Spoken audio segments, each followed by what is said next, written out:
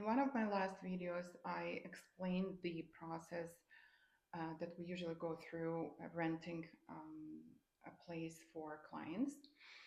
I would like to tell you the story that happened to me and to my clients recently, and it's still happening. So about 2 weeks ago, I started to work with a new client that is looking for condo apartment to lease. And in North York, we looked at about 8 properties and submitted 4 offers. One offer was rejected because my client decided to bargain the price and offer $50 less than the asking price. The second offer was rejected because um, they were dealing with 2 offers, and another offer, a competing offer, was much stronger compared to ours. And the next one, my client decided to walk away because the landlord was asking for too much from my client without giving anything in return. The fourth one, I do not remember, but it really doesn't matter. Then, after a short break, we decided to move to another location and look for condo units in the area that is going to be closer for my clients to commute to work. So in that area, we also looked at 8 units. We submitted 3 offers. And as I mentioned in my previous area, some of the landlords and landlord representatives prefer to hire a company that is going to be doing a background check on the tenant. So, which is great for the landlord. However, it is not a very good situation for the tenant. And I will explain why. So we submitted an application. We submitted credit history report, job letters, bank statements, etc., etc. However, I received an email saying that unfortunately the application was rejected.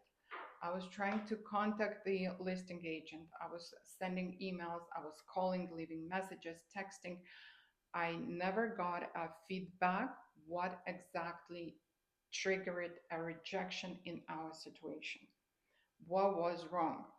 Because maybe with a little bit of explanation, first of all, we're going to learn from that experience and make sure that we submit a proper paperwork for the next one.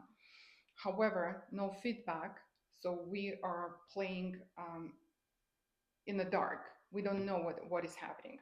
The next one, again, we were in the competing situation where another offer was stronger. Stronger sometimes doesn't mean that the other party was submitting more an offer for a higher price. No, sometimes it means that the commencement date of the lease was sooner, which is if the unit is vacant, which is more preferable for the landlord.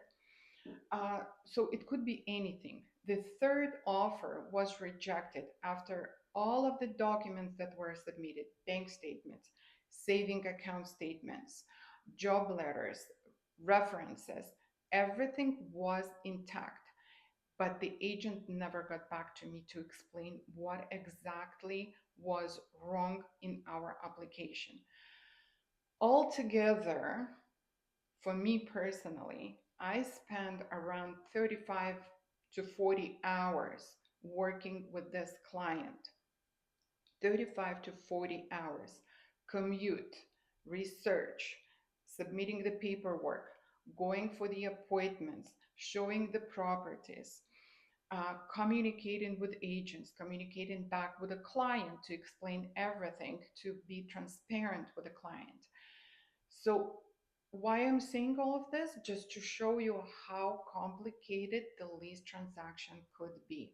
So sometimes it is hours and hours of work, and hopefully one day we will be successful. Very frustrating, and for my clients and for myself. But hopefully, I really, really hope by the mid of this month we will be able to rent something. Stay tuned. I'll give you an update.